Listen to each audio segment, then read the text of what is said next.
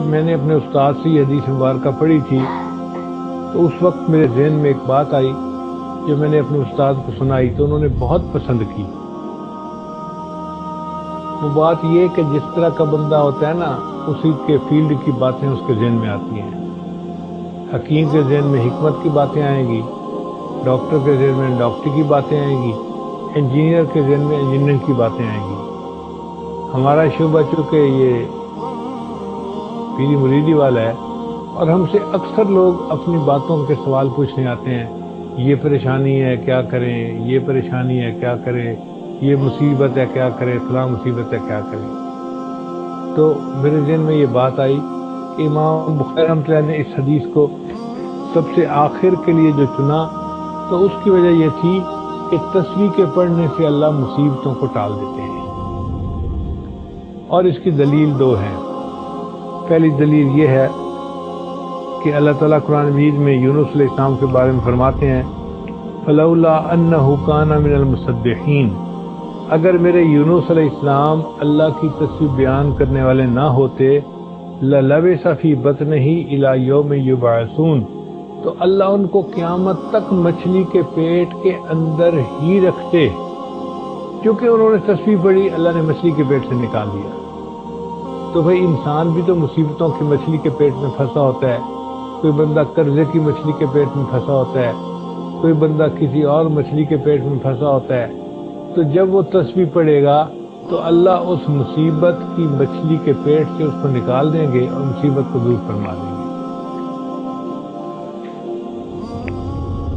اور دوسرا یہ کہ ان سعید رحمۃ اللہ فرماتے ہیں، وہ فرماتے ہیں کہ بلغنی مجھے یہ بات پہنچی ہے ان عمر جلد رجلا یوما، ایک دن عمر لانوں نے ایک مجرم کو کوڑے لگوائے، اور کعب رضی اللہ تعالیٰ عنہ اس کے پاس موجود تھے۔ یہ بڑے عالم صحابی تھے، قاضی تھے، وہ بھی موجود تھے عمر لانوں کے پاس۔ چنانچہ فقال الرجل حين وقع عليه الصوت، جب اس بندے کے کوڑا پڑا نا تو کوڑا پڑنے پر اس نے اوئی نہیں کی بلکہ اس نے کہا سبحان اللہ۔ یعنی اس زمانے کے مجرم لوگ بھی ایسے تھے کہ ان کی زبانوں سے اوٹ پٹانگ لفظ نہیں نکلتے تھے۔ اس کو کوڑا پڑا اور کوڑا کھا کے اس نے کہا سبحان اللہ۔ جب اس نے سبحان اللہ کہا تو عمر لان نے جلاد کو کہا دعہو، اس کو چھوڑ دو۔ فضاحک کعب لانو مسکرا پڑے۔ فقال عمر لانو نے پوچھا وما یضحکک، حضرت آپ کیوں مسکرا رہے ہیں؟ انہوں نے فرمایا میں اس لیے مسکرا رہا ہوں کہ انا والذی نفسی بیدہ، قسم ہے اس ذات کی جس کے قبضے میں میری جان ہے، ان سبحان اللہ تخفف من العذاب، کہ سبحان اللہ نے اس کے عذاب میں کمی کر دی۔ اس کو حکم ہوا تھا 10 درے لگانے کا اور پہلا ہی پڑا تو اس نے سبحان اللہ کا، اور عمر لانو نے ایک کوڑے پہ ہی اس کو معاف کر دیا، تو سبحان اللہ نے اس کے عذاب کو کم کر دیا۔ اس لیے امام بخاری رحمۃ اللہ نے آخری حدیث یہ اس لیے بیان فرمائی کہ طلباء طالبات پڑھ کے مکمل کر کے تعلیم اپنے گھروں کو جائیں گے، ان کی شادیاں ہوں گی، پھر ان کو پریشانیاں ہوں گی، جو مرد ہیں وہ کام کاروبار کریں گے، نوکریاں کریں گے، جاب کریں گے، مصیبتوں میں پھنسیں گے۔